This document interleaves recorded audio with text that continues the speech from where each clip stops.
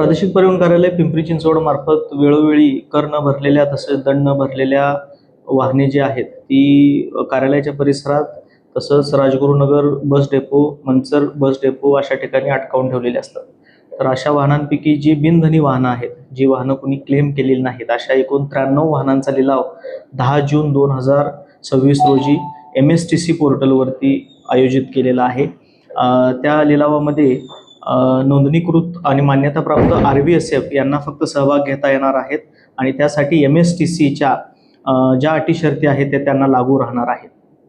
एकंदरीत किती वाहनं याच्यामध्ये लिलावासाठी आहेत आणि काय कारणे आहेत त्यांचा लिलाव करण्यामागे, आणि जर समजा संबंधित वाहनधारक जे आहेत त्यांनी जर समजा त्या वाहनाचा कर्ज भरून काही दंड भरून त्यांना काही संधी भेटणार आहे का?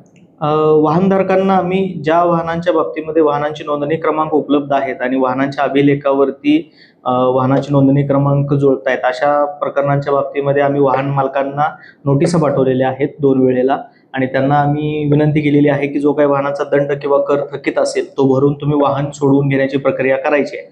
त्याचबरोबर आम्ही पेपरमध्ये सुद्धा जाहिरात दिली होती, म्हणजे बातमी दिली होती की बाबा ज्या लोकांना आपली वाहनं सोडवून घ्यायची असेल त्यांच्यासाठी ती अंतिम संधी आहे आणि त्यांनी सोडवून घ्यावी. पण आता आमच्याकडे जी 93 वाहनं आहेत त्यांच्यापैकी कुणीही अद्यापपर्यंत आमच्याकडं वाहन सोडवून घेण्यासाठी आलेलं नाही. 10 तारखेच्या पूर्वी ते जर आले आमच्याकडं आणि त्यांनी जर आम्हाला विनंती केली की आणि दंड भरला किंवा कर जो थकीत असेल तो भरला तरी आपल्याला ते वाहन लिलावातून बाजूला काढणं शक्य आहे.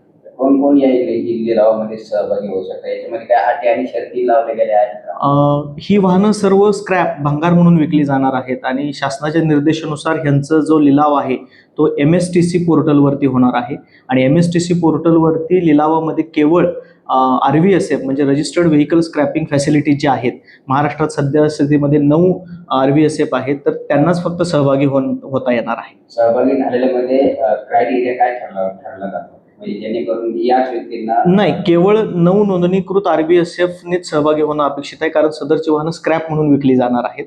एवढीच अट आहे त्याच्यामध्ये शासनानं टाकली.